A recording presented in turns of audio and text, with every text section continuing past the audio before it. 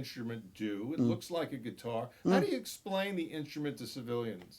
It's like a guitar but cooler. Ah. There's a famous quote by Alex James of Blur, who said, "It's impossible not to look cool playing bass if you have it at a certain height, below a certain height." You know, I used to think Mark King looked fantastic with his bass up by his chest. I thought that was great. So I won't completely agree with Alex on that quote there, but there's something to be said about that. The angle of the thing, the way it sits, the comfort if you use your fingers, that sort of body shape is quite aesthetically pleasing. And there's something, the most important thing actually is the frequencies. You can rumble people's stomachs, can't you? If you're on stage and you hit a note, they will pay attention, whereas they won't necessarily with other instruments. That's part of its appeal. There you go. A very proactive approach. I was a teacher for a few years, which is what you do, I think, if you don't really know what else to do. Right. And all that time, I was trying to find a way to break into journalism. I finally got it. I ended up working briefly for Cosmopolitan, the sort of fashion magazine, very briefly as a freelancer. When I had a little bit of a portfolio, that got me the attention of a magazine called Record Collector. Still a very popular, acclaimed magazine. And I worked on that magazine for 6 years, and that was my boot camp experience of how to be a journalist, how to edit, how to commission, how to do a little bit of design and Photoshop work, that kind of stuff, but mostly how to be a professional in a working environment. So I did that for 6 years. From 1999 to 2005. But the agenda was always for me to write books. I just had all these words in my head that needed to come out. And my first book deal happened in 1999, right after I joined Record Collector. And it was a not very good book called Extreme Metal, which was like an A to Z encyclopedia of thrash metal bands and all that stuff. It wasn't very good, full of awful jokes. But it sold well, people liked it, you know, people still get in touch with me now 20 years later. And that did well. I continued to do more. I had a bestseller with the book about Metallica in 2004. And when that happens, publishers throw open the doors for you to write more and more books. So I jacked in my job at Record Collector, and that is it. That's it, 15 years ago. Wow. So talk about the book you did with Metallica, Life and Death of Metallica. Well, I actually did two. So the first one is called Justice for All the Truth About Metallica. And the second one is a book about Cliff Burton, which is called To Live Is To Die. To Live Is To Die, there we go, The Life and Death of Metallica's Cliff Burton.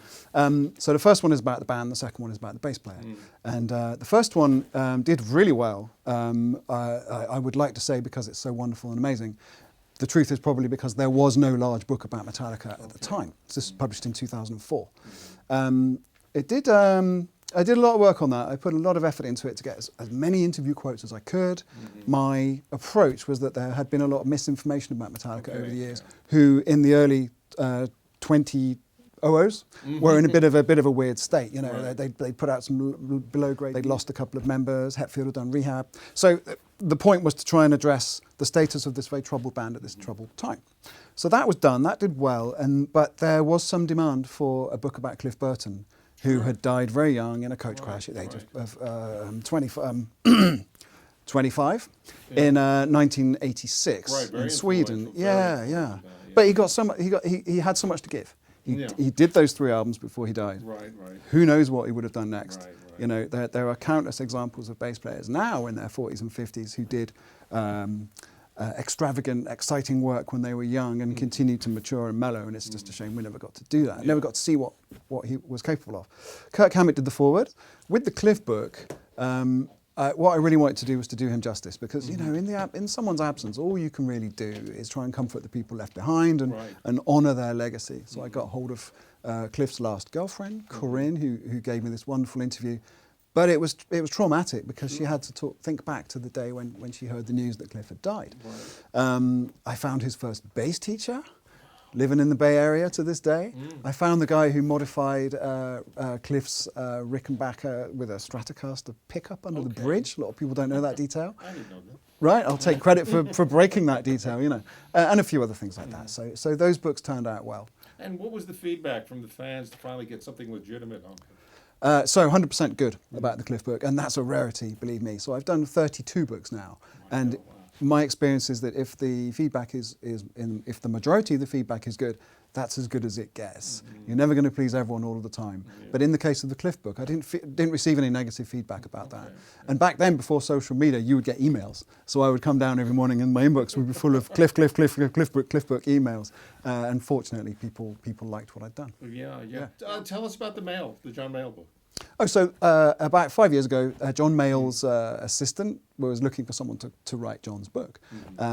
Typically what these people will do is recruit someone like me to partner up with them and interview them about their lives. Typically this takes like 50 hours or something like that, depending on how long the person's career is. Turn that pile of audio files into a book. So with the relevant chapters, with the rise and fall, with the cliffhangers, all that stuff taken care of, and do the heavy lifting when it comes to the pictures and the captions and the introduction, all the paraphernalia that goes together to make a book. It's a miracle that these things ever happen because so much work needs to happen, that so many pieces of the jigsaw need to fall into place. Now it turned out that John, who's now 85, had written a book actually in the 80s and 90s on a laptop, printed it out once. The laptop subsequently either vanished or was stolen. So he was left with this massive pile of papers, which somehow survived 20 years of being carried around, right? And so just as I was about to sit down with John and begin the interview process, which with John would have been easily 100 hours of talk over a year or two, his assistant said, oh, by the way, we have this giant pile of paper if you feel you could use it. So they scanned it in, I looked at it, it was 200,000 words long. And we only needed an 80,000 word book. So my job essentially was to edit it down and update it and clean it up and polish it and make it perfect. We got Mick Fleetwood to do the foreword. So the great thing about these rock stars is they have magic address books, right? So Stevie Van Zandt did a nice little thing for us, you know, and as a Sopranos fan and as a Springsteen fan, I cannot tell you what that meant, to have my name on a product with Stevie Van Zandt. And so that book just came out this summer, the summer of 2019. It's done quite well, and it's a nice product. What do we learn about John Mayall? What surprised you about that you didn't know, or something? He had this mission to promote British blues, and it's interesting talking to you, an American interviewer, because essentially what John did was absorb American blues music, and among many other bands, the Rolling Stones and the rest of the guys we know about, repackage it and sell it back successfully to mainstream America, who loved it. And then you had the British invasion of all these R&B bands, which morphed into the Beatles and so on and so on. And his role in that was pivotal.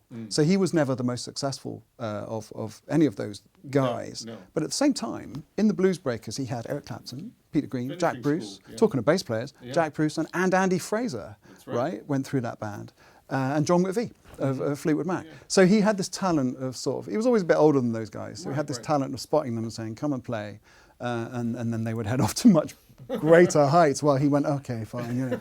And to his credit, he's not bitter about that, he's quite amused about it all. So when you ask what did I learn about it, it was really my understanding of his role in that phenomenon was deepened, Is he still in California? Is he here? He's in California. He used to be in LA. I think he might have moved out of the city a bit. No, he's there. He's there. It's interesting to hear that FM, well, what's now FM radio, satellite radio, Constant John Mayall. Yeah. Constant John Mayall. The guy's catalogue is huge. You know, you could spend a lifetime getting to know it. Now you are entrusted with being the editor of Bass Player magazine. I mean, this is the pinnacle. This is the top. It's a huge privilege. So the backstory is that I was asked to be the editor of the UK magazine Bass Guitar in 2012. So that was what I did, and my aim was always to try and make it as good as the American Bass Player magazine, which had this immense heritage going back 30 years, and was always this incredible font of knowledge, the best writers in the world, the best bass transcriptions, and just the awareness level of the writers was gold standard. So I tried my best to equal that, or aim to do it. We did a good job. Bass Guitar magazine has been a success. Wonderful front covers, great team of people. It's moved from publisher to publisher, and it's always been successful. So in 2018, the owners of Bass Guitar magazine, Future Publishing, who are based down in Bath here in England, they acquired the company which owns Bass Player, which was called New Bay Media. So that included Guitar World, Guitar Player, all those wonderful heritage brands which you guys have benefited from for all these years. Suddenly these things were all British owned. And they asked me, as the editor of Bass Guitar, if I would also edit Bass Player. And I remember saying to them, well, how is this going to work? This is a full-time gig editing this magazine. They said, well, we're going to have, the content is going to be identical of the two magazines. And I thought, well, again, how is that going to work? You know, how are people going to react to this? So what we did was we essentially merged the two magazines, took the best parts, continued, just changed the team around, added some of the Americans, just made it a bit more of a family operation between the two continents, and continued the magazine. And it has continued to do well. Advertising sales are up, readers are happy, all that good stuff. I'm not going to try and oversell it, but it's done really well. It does. And that was an interesting experiment which has paid off so far. So my whole approach has been to try and serve this community, which sounds sort of a little bit elevated and perhaps a little bit pretentious. But at the same time, we're working to uplift the bass community. So that means you'll get YouTubers, you'll get bass makers, as well as the obvious touring and recording bass players. Anyone who's in the community and pushing it forward.